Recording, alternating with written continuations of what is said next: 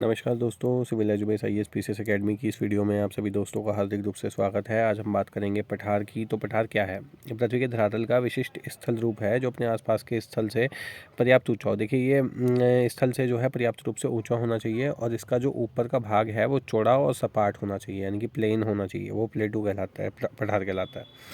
पठार का जो विस्तार है वो समस्त जितना भी आपका भूपटल है उस पर 33% उसका 33% भाग पे पठारी पठार है, जो कि द्वितीय श्रेणी के उच्चावच है। अब ये पठार क्या है, कभी कभी मैदानों से नीचे भी होते हैं, जैसे कि पिडमांट का पठार है संयुक्त राज्य अमेरिका में, या पर्वतों से भी ऊंचे होते हैं, जैसे कि तिब्बत का पठार है। तिब्बत का पठार जो है वो क्षेत्रीय विस्तार की दृष्टि से विश्व का दूसरा बड़ा पठार है। ठीक है। तिब्बत का पठार क्षेत्रीय विस्तार की दृष्टि से विश्व में सबसे बड़ा है। सॉरी, तिब्बत का पठार जो है विश्व का सबसे ऊंचा पठार है। इसकी ऊंचाई जो है वो समुद्र तल से 4500 मीटर से अधिक है। पामीर का जो पठार है वो विश्व का सबसे ऊंचा पठार है। पामीर का जो है वो विश्व का सबसे ऊंचा है और सागर तल से 5000 मीटर ऊंचा है और इसे विश्व की छत भी कहा जाता है। अब देखो पठार का मेनली काम क्या होता है। पठार का जो है ये खनन का, एक तरीके से खनन के लिए एक तरीके से बहुत ही अच्छी चीज़ है ये। अब यहाँ विश्व के कुछ प्रमुख पठार आपको दिए गए हैं, ये आप पढ़ लेंगे। ठीक है, ये वाले। बात करें मैदान की तो भूपटल पर जो निचला और समतल क्षेत्र होता है वो मैदान कहलाता है। मैदान सपाट भूमि का एक विस्तृत क्षेत्र होता है। सपाट मतलब प्लेन, ठीक है, अथवा बिना उन्नत पहाड़ियों वाला धीमी तरंगित धरातल अथवा उन्नति का क्षेत्र है। मैदानों में तटीय और आंतरिक मैदानों को ही सम्मिलित किया गया है। अब जो पृथ्वी का कुल क्षेत्रफल है, अब पृथ्वी का जो आपका कुल क्षेत्रफल है वो 41% भाग पर उसके मैदान फैला हुआ है, जो द्वितीय श्रेणी के उच्चावच है। कुछ मैदान समुद्र तल से नीचे भी हो सकते हैं, जैसे कि नीदरलैंड का मैदान।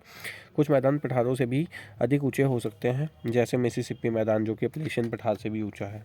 ठीक है, यहाँ आपको उदाहरण के साथ भी बताया गया है कि ये कौन कौन से हैं। रचना के आधार पर मैदान को निम्नलिखित भागों में बांट सकते हैं आप, जैसे समतल मैदान हो गया, बाढ़ मैदान हो गया, गिरिपथ जलोढ़ मैदान हो गया, डेल्टा मैदान हो गया, झील से निर्मित मैदान हो गया, आपका हिमानी द्वारा निक्षेपित मैदान हो गया, पवन निक्षेपित मैदान हो गया, लावा का मैदान हो गया। तो समतल मैदान क्या है, जैसे गंगा, हवांग हो या किसी यांग द्वारा निर्मित निक्षेपात्मक जो मैदान है वो बाढ़ मैदान हो गया। गंगा, सतलुज, हवांग हो, नील नील नदी है आपकी, मिसिसिपी नदियों द्वारा बने बाढ़ के मैदान है। गिरिपाद जलोढ़ मैदान है, जैसे निक्षेपण द्वारा निर्मित भारत का भाबर मैदान।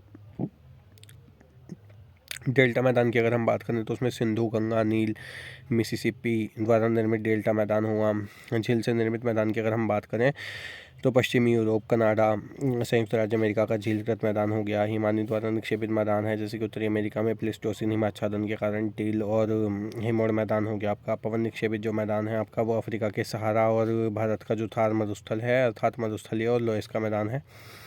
लावा का जो मैदान है आपका वो संयुक्त राज्य अमेरिका, अर्जेंटीना, इटली और न्यूजीलैंड का जो लावा मैदान है वो है।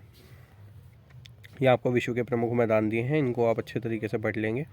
ये विश्व के मरुस्थल हैं, आपको ये भी पढ़ लेने हैं अच्छे तरीके से। मरुस्थल क्या है? मरुस्थल उस क्षेत्र को कहते हैं जहाँ की जो औसत वार्षिक जो वर्षा है वो 25 सेंटीमीटर से भी कम हो। ठीक है, वो क्या कहलाएगा? मरुस्थल का क्षेत्र कहलाएगा। ठीक है, विश्व में उष्णकटिबंध मरुस्थल प्राय महाद्वीपों के पश्चिम में भूमध्य रेखा से 15 से 30 डिग्री उत्तर या दक्षिण में व्यापारिक पवन पट्टी में पाए जाते हैं। अब देखो मरुस्थल की स्थिति देख लो, वो कह रहा है महाद्वीपों के पश्चिम में, जैसे कि आपका भारत जो है उसके पश्चिम में क्या है, मरुस्थल का एरिया है राजस्थान का। ठीक है, तो ज़्यादातर महाद्वीपों के पश्चिम में पाए जाते हैं और भूमध्य रेखा से 15 डिग्री से 30 डिग्री उत्तर या दक्षिण के बीच में व्यापारिक पवन पट्टी में पाए जाते हैं, ये ध्यान रखना।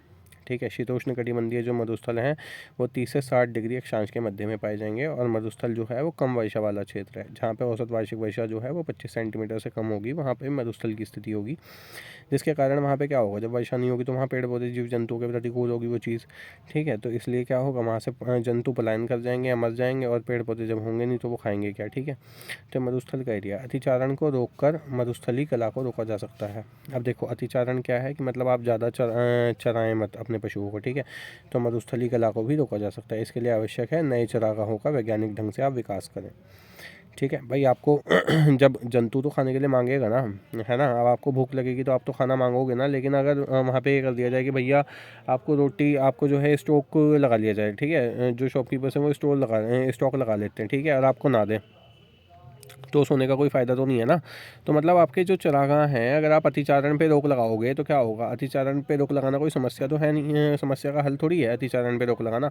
नए चारागाहों को वैज्ञानिक ढंग से विकसित करिए आप। ठीक है, यहाँ आपको ध्यान रखना है, घास भूमि आप पढ़ लेंगे, घास भूमि के लिए हम आपको वीडियो अलग से देंगे। घास भूमि आपको देख लेना है, अर्जेंटीना, उरुग्वे का, दक्षिण अफ्रीका में कौन से हैं, ठीक है, ब्राज़ील में कौन सी घास के मैदान पाए जाते हैं, इस तरीके से आप देख लेंगे। ऑस्ट्रेलिया में जैसे डाउन्स है, इस तरीके से आप देख लेंगे। प्रेयरीज कहाँ है, ठीक है, सवाना कहाँ है, ये सब आप देख लेंगे। अब सबसे छोटे जो वृक्ष हैं वो मरुस्थल की ओर, और सबसे ऊँचे वृक्ष जो हैं वो दूसरी ओर लगाए जाते हैं। इस रोपण का नाम क्या है, वातरोध है। यहाँ विश्व के कुछ मरुस्थल हैं, जैसे सहारा का है आपका, ठीक है, ऑस्ट्रेलिया मरुभूमि है, अरब मरुभूमि है, गोबी मरुस्थल, कालाहारी, टकला मरून, इस तरीके से सारे मरुस्थल आप देख लेंगे, इंपॉर्टेंट है। बात करते हैं झील की। तो धरातल पर उपस्थित जलपूर्व भागों को झील कहा जाता है।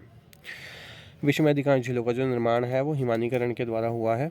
झीलों के अध्ययन को लिम्नोलॉजी कहा जाता है, याद रखिएगा। झीलों का जो अध्ययन है उसको लिम्नोलॉजी कहेंगे। और काम के अत्यधिक जमावों से नदियों और सागरों का जो जल है वो झीलों के रूप में अवरुद्ध हो जाता है, रुक जाता है, मतलब, ठीक है, जिसे डेल्टा झील कहा जाता है। समुद्र तटीय भागों में, जो समुद्र तटीय भाग है मतलब समुद्र के किनारे वाले भाग, ठीक है, इसमें समुद्री लहरों द्वारा रेत जो है पदार्थों का जमाव कर देने से अवरोधक बन जाते हैं और सागरों का जल एक झील के रूप में अलग दिखाई पड़ता है। ऐसी झीलों को लैंगून झील कहते हैं। समझ आ गया। भारत में उड़ीसा राज्य की चिल्का झील जो है वो लैंगूनिया अवरोधक झील का सर्वोत्तम उदाहरण है। आपको झीलें याद होनी चाहिए, कौन से प्रदेश में, कौन से देश में, ठीक है। झीलों से संबंधित अगर महत्वपूर्ण तथ्यों की अगर हम बात करेंगे तो बोलिविया, दक्षिण अमेरिका की टिटिकाका झील। अब इसकी जो ऊंचाई है वो समुद्र तल से 12,000 फीट है। विश्व की ज्ञात झीलों में से सबसे ऊंची झील है ये। एशिया में विश्व की सबसे अधिक ऊंचाई पर स्थित खारे पानी की झील जो है वो पैगोंग झील है, लद्दाख और तिब्बत में स्थित है। उर्मिया जो आपकी झील है वो ईरान में स्थित है। इसराइल की मृत सागर झील जो है वो विश्व की सबसे खारे पानी की झील है। क्षेत्रफल की दृष्टि से यूरेशिया का जो कैस्पियन सागर है वो विश्व की सबसे बड़ी झील है।